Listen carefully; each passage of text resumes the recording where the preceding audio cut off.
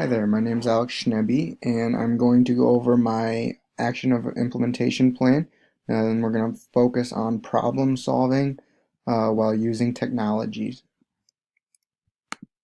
So my initial problem that I focused on throughout this unit was the fact that students seem to struggle with using problem solving skills for various reasons. Maybe they don't have them. Maybe they just become dependent on teachers and other adults in the classroom. And so that initial problem kind of got broken down into three different areas, and that was how we implement technology, the lack of modeling, and the lack of planning. As far as implementing technology, I feel like teachers are pretty quick to just use technology without uh, having an idea of how to do it effectively. There seems to be a lack of teachers modeling to students how we use that technology. That comes from the teacher doesn't know how to do it. They might also come from they're not comfortable with it quite yet, or they just feel like they don't have the time. The lack of planning part comes into play for teachers. Um, Again, maybe they don't know how to do it. Maybe they feel like they don't have the time to do it because they need to focus on the actual instruction. And for students, I've noticed that they don't really come up with a plan um, when they are faced with a problem. They tend to just go straight to the adult or the teacher to ask questions. So this plan is going to hopefully give them the tools and skills to do that independently. On this next slide, there's an abundance of resources that are out there that we can use that will help us. The first one that really stuck out to me was this first bullet point from Gleason and von Gilren. It just kind of talked about digital citizenship and how students need to learn this. This is something I didn't really focus on um, when I came up with my implementation plan because our school does a great job of students taking this course in the technology classroom at the beginning of the year. This year will be a little different because we're going one-to-one with Chromebooks, so we'll kind of see how that goes. The second bullet point there is just how do we overcome the digital divide? And my experience, students come in with a lot of knowledge about technology and more often have more knowledge about it than what I do. And so just kind of having an open mind about that and maybe learning from the students can be helpful as a teacher. That third bullet point there, that article kind of focused on digital problem solving and understanding students' past experiences. Um, it's important to know as a teacher, understanding the student's past experience with technology will help you understand what they already know, what they need to know um, in order for them to move on to be independent. It's important to remember that all students have a wide range of skills. So some students have a lot of experience with technology, different tools that technology gives them. Some students have no idea. So just kind of understanding each individual student is really important. Um, the fourth one there from Wagner and Newbill just kind of talked about modeling for students to work together. That kind of goes back to the previous. Let's go back to this past slide where it talks about the lack of planning. It's just important for them to work together, and it's unfair to say, students, you are going to work into a group. Um, you need to make sure that students know how to work in a group together. Simply, if you just put them with their good friends, they're probably not going to work very well together. So it's important to model that for students. Parrish kind of talked about how we can use technology to collaborate with other students. So getting information from other schools via technology, you're able to communicate uh, with other students. As a teacher, you're able to communicate with other teachers to see what they're doing. And that was very helpful to me as I reached out to a few teachers to see how they implemented the use of debates in their classroom, and I'll talk more about debates a little later on. Hampshire there talked about how important it is to create a plan when working with homework and how you can use homework to get students to work independently. You got to be careful with homeworks because sometimes that turns students away. However, it just kind of talked about how making sure homework is used carefully and make sure it's meaningful to the students. If it's not meaningful, the students are going to turn away from that. And I kind of use that information to come up with the topics that we're going to use in my implementation plan. Perry there, the second to last bullet point, kind of talked about how we can increase student involvement. There's multiple ways we can do it. Obviously, every student is different, but it did give us a few strategies that we could use to get students involved. So, one simple thing we can do is just simply implementing the use of technology and giving the students the tools to use that technology. Students really increase their engagement level when we do implement technology. That last bullet point there from Phillips, this was probably one of my favorite articles.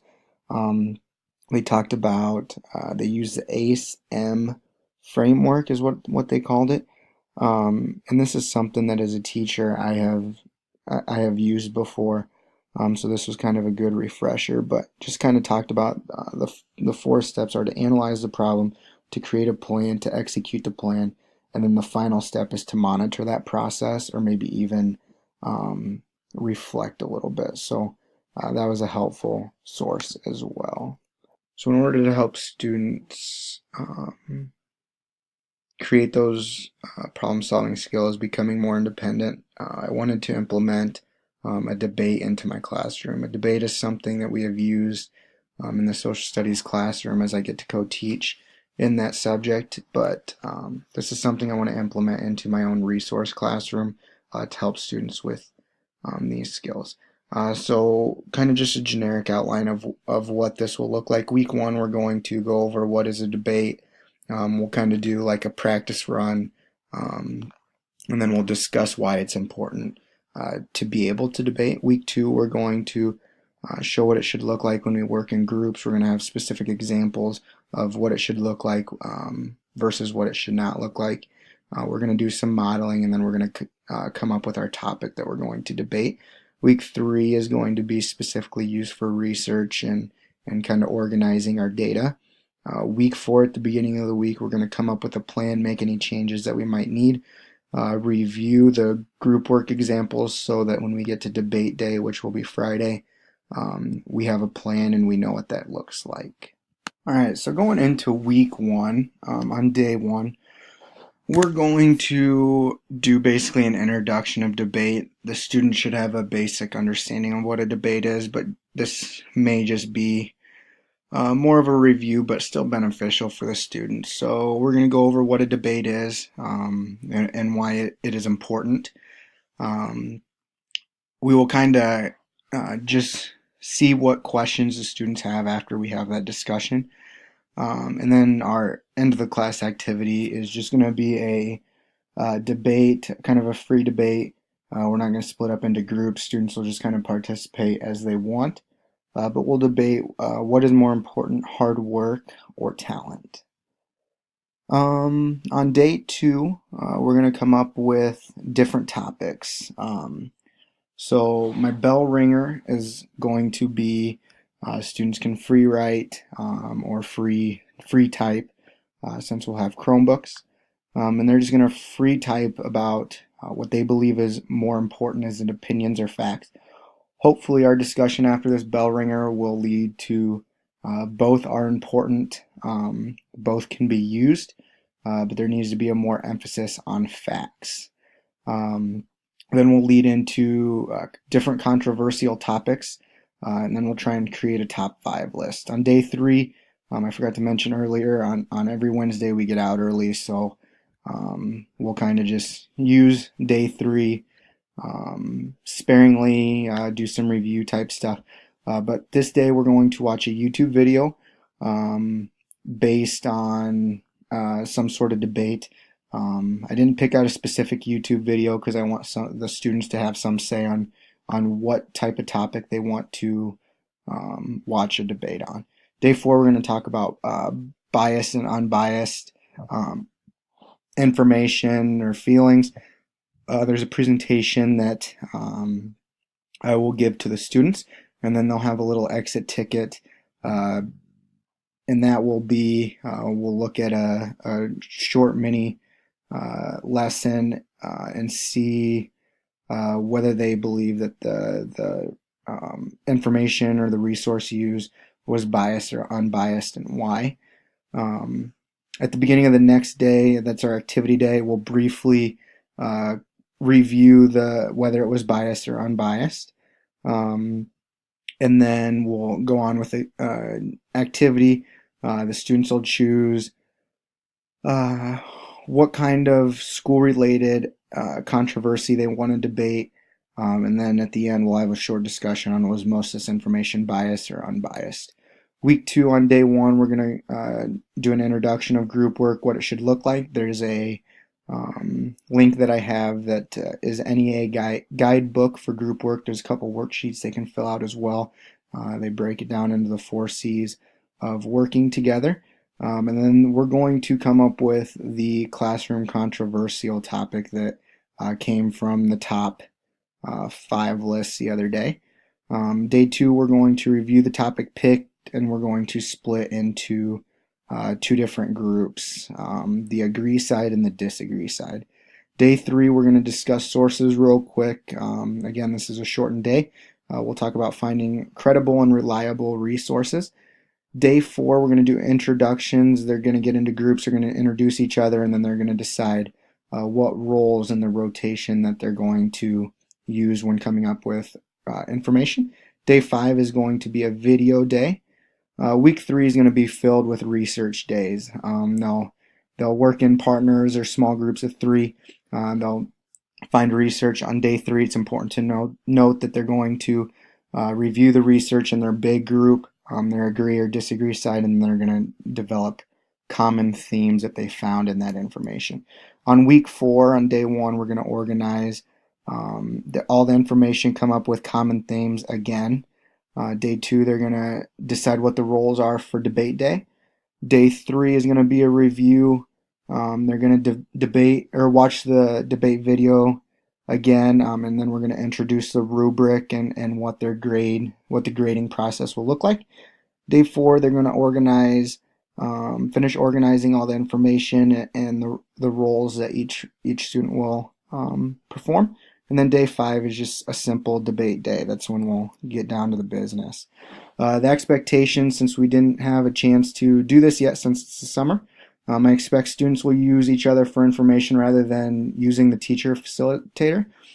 Tools will be found when using research that students can use in the future, and we'll do that at the end of the unit.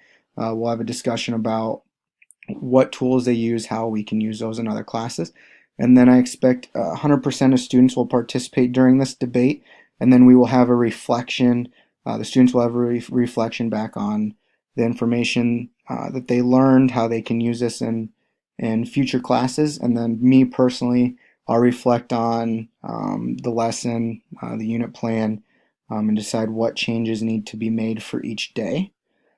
So that part, I think, is going to be the most important part of this plan. A list of the references that were used. I don't believe I need to really discuss anymore, as I kind of talked about the information that I found earlier. Thanks for listening, and thank you for this opportunity to create this plan.